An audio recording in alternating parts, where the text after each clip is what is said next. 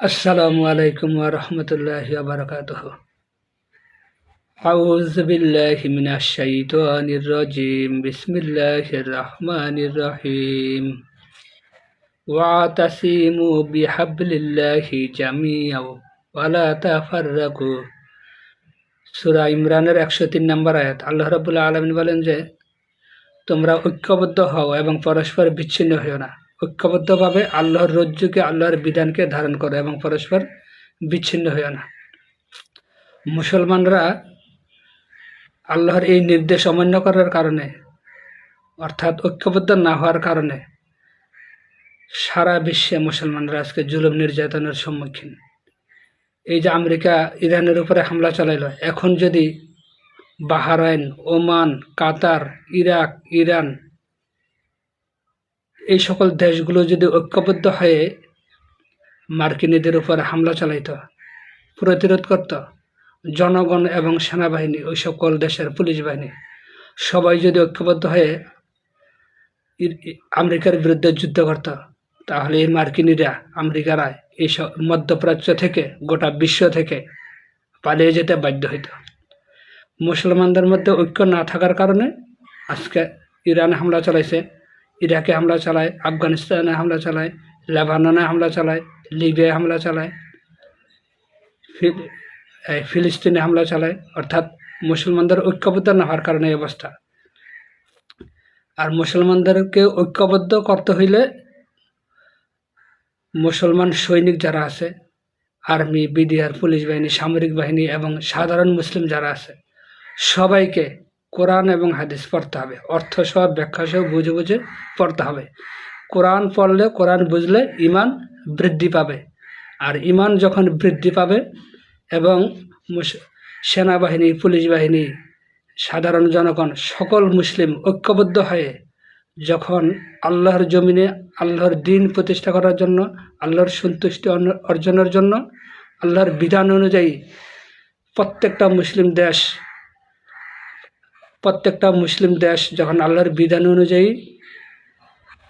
আল্লাহর আইন অনুযায়ী রাষ্ট্র পরিচালনা করার সিদ্ধান্ত নিয়ে, আল্লাহর জমিনে আল্লাহর দ্বীন প্রতিষ্ঠিত করার জন্য সিদ্ধান্ত নিয়ে যখন আমেরিকার বিরুদ্ধে যুদ্ধ ঘোষণা করবে, জিহাদ করবে সকল মুসলমানরা, তখন আমেরিকার এই পারমাণবিক বোমা কোনো কাজে আসবে না। আল্লাহ রাব্বুল আলামিন তখন বিজয় দান করবেন। একজন মুসলমান, ইমানদার মুসলমান 20 জন কাফেরের সাথে যুদ্ধ করে জয়ী হতে পারবে। আল্লাহ রাব্বুল আলামিন বলছেন যে 200 জন মুসলমান 1000 কাফেরের বিরুদ্ধে যুদ্ধ করে বিজয় অর্জন করতে পারবে। সেই ইমান মুসলমানদের মধ্যে সৃষ্টি হতে হবে। আর সেই ইমান সৃষ্টি করার জন্য কোরআন এবং হাদিস পড়তে হবে, বুঝতে হবে। কিন্তু আমরা মুসলমানরা কি একজনের বিরুদ্ধে আরেকজনে ফতোয়া দিতে থাকি।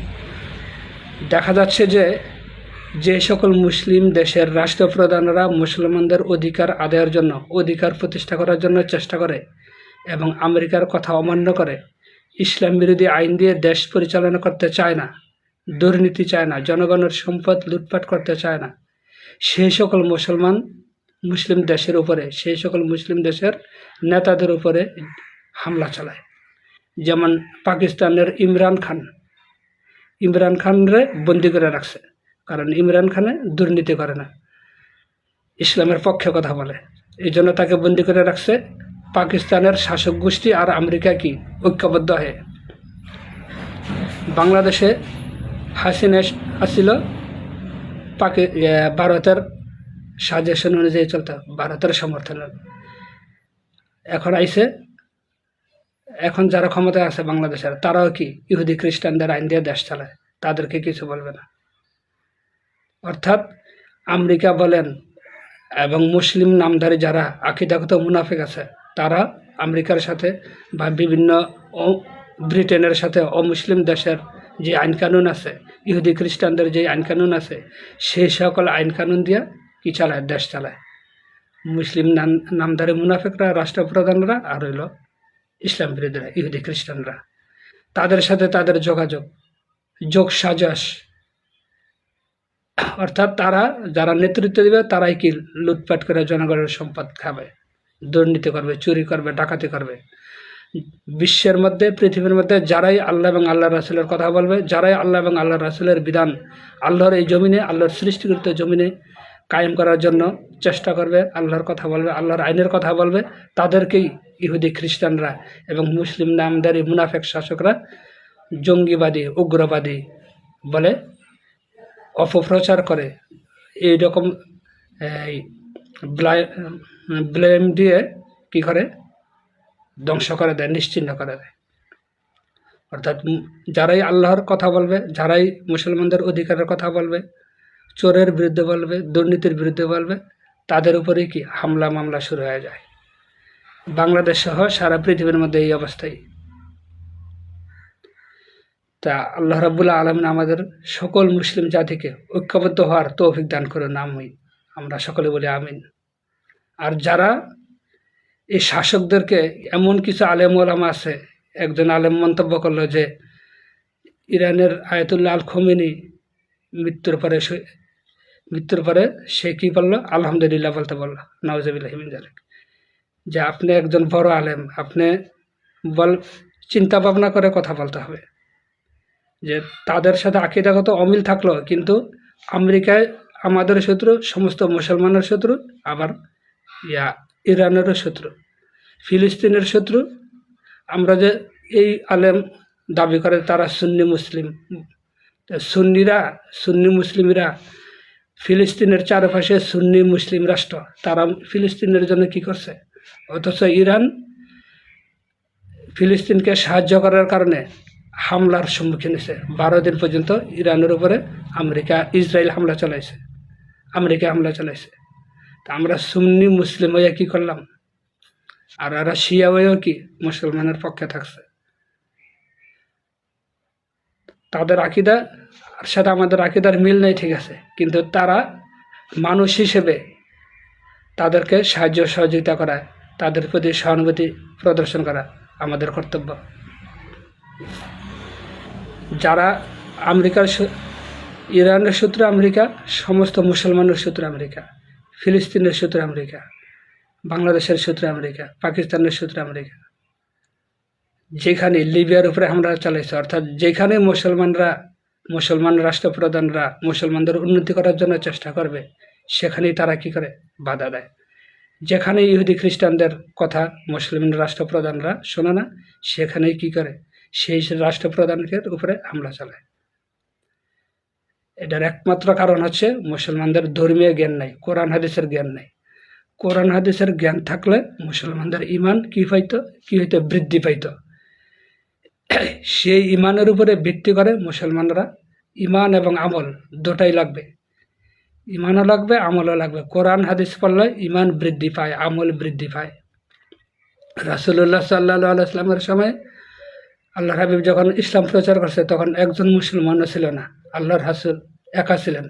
উনি দাওয়াত দিলেন, মা খাদিজা রাদিয়াল্লাহু আনহা ইসলাম গ্রহণ করলেন। এরপর দাওয়াত দিলেন হযরত আবু বকর সিদ্দিক রাদিয়াল্লাহু আনহু ইসলাম গ্রহণ করলেন। কাফেরদের মাঝে আল্লাহ রাসূল কী করছে? দাওয়াত দিছে। যারা ইসলাম গ্রহণ করছে, আল্লাহ রাসূল তাদেরকে সংগঠিত করছেন, তারা জনকল্যাণমূলক কাজ করেছেন। আল্লাহর হাবিবের নবুয়ত প্রকাশিত হওয়ার আগেই আল্লাহর হাবিব জনকল্যাণমূলক কাজ করছেন। আমরা মুসলমানরা বড় বড় আলেম যারা, আমরা শুধু ফতুয়া দেই, উমুকে কাফের, উমুকে এটা, উমুকে সেটা, ওইটা জায়েজ না, গণতন্ত্র জায়েজ না, এটা জায়েজ না, এটা জায়েজ না, নানান কথা বলি। কিন্তু জনকল্যাণমূলক কাজকে আমরা করি না। বড় বড় স্টেজে দাঁড়ায়া বড় বড় বক্তৃতা দেই, বক্তৃতা দেওয়া সহজ। কিন্তু রাসূলুল্লাহ সাল্লাল্লাহু আলাইহি ওয়াসাল্লাম যখন নবুয়ত প্রাপ্ত হইলেন, বা নবুয়ত যখন প্রকাশিত হইল, হেরা গুহার মধ্যে আল্লাহর হাবিব যখন ঘরে চলে আসলেন, মা খাদিজা রাদিয়াল্লাহু আনহাকে বললেন, আমাকে কম্বল দ্বারা আবৃত করো। তখন মা খাদিজা রাদিয়াল্লাহু আনহা বললেন, আপনি ভয় পায়েন না, কারণ আপনার কোনো ক্ষতি আল্লাহ রাব্বুল আলামিন করবেন না, কারণ আপনি মানুষের কি করেন? কল্যাণ করেন, গরিব মানুষের সাহায্য সহযোগিতা করেন, দান সৎকার করেন, আত্মীয়র অধিকার রক্ষা করেন, মেহমানদারি করেন, অর্থাৎ জনকল্যাণমূলক কাজ করেন। আল্লাহ রাসূলের সাহাবীরাও কি ইসলাম গ্রহণ করার পরে এরকম জনকল্যাণমূলক কাজ করছে। আজকে আমরা বড় বড় আলেম যারা 1 ঘন্টা ওয়াজ করি, 50-60 হাজার টাকা ইনকাম করি, জনকল্যাণমূলক কাজ করি? গরিব দুঃখীরা সাহায্য করি না। 2-1 জন আলেম আছেন, যেমন আহমদুল্লাহ মাওলানা আহমদুল্লাহ সাহেব, উনি জনকল্যাণমূলক কাজ করেন। আবদুল্লাহ ইবনে আব্দুর রাজ্জাক, উনি উদ্যোগ নিয়েছেন। মিজানুর রহমান আজহারি মাওলানা, উনি উদ্যোগ নিয়েছেন জনকল্যাণমূলক কাজ করার জন্য। তো এরকম জনকল্যাণমূলক কাজ করতে হবে, জনকল্যাণমূলক কাজ করতে হবে, কোরআন হাদিস শিখতে হবে, পড়াইতে হবে, বুঝাইতে হবে, এবং মুসলমানের সাথে সমস্ত মুসলমানের মধ্যে কীভাবে ঐক্য সৃষ্টি হয় সেই চেষ্টা করতে হবে। আজকে আফগানিস্তান বিশ্বের একমাত্র মুসলিম রাষ্ট্র, যারা 20 বছর যুদ্ধ করে আমেরিকাকে কী করছে, পরাজিত করছে। তাদের তাদের কোরআন হাদিসের জ্ঞান ছিল, জনগণের কোরআন হাদিসের জ্ঞান ছিল। শিয়া, সুন্নি, আহলে হাদিস, কওমি, জামাত, সকল মানুষকে তারা কি করেছেন, সকল ঘরানার দলগুলো কি ঐক্যবদ্ধ হয়ে আমেরিকার বিরুদ্ধে যুদ্ধ করছে, এখন বিজয় অর্জন করছে, 20 বছর যুদ্ধ করছে। এইরকম বাংলাদেশের বলেন, ফিলিস্তিন বলেন, আফগানিস্তান বলেন, ইরান বলেন, ইরাক বলেন, সমস্ত দেশের মুসলমানদেরকে কি হতে হবে, ঐক্যবদ্ধ হতে হবে। ঐক্যবদ্ধ হয়ে ইহুদি খ্রিস্টানদের বিরুদ্ধে, যারা ইহুদি খ্রিস্টানদের মধ্যে সবাই খারাপ না, যারা প্রশাসক আছে, প্রশাসনে কাজ করে, প্রেসিডেন্ট আছে, সরকার আছে, তাদের বিরুদ্ধে যুদ্ধ করতে হবে। তা আল্লাহ রাব্বুল আলামিন আমাদেরকে এই বিষয়গুলো বোঝার তৌফিক দান করেন। আসসালামু আলাইকুম ওয়া রাহমাতুল্লাহি ওয়া বারাকাতুহু।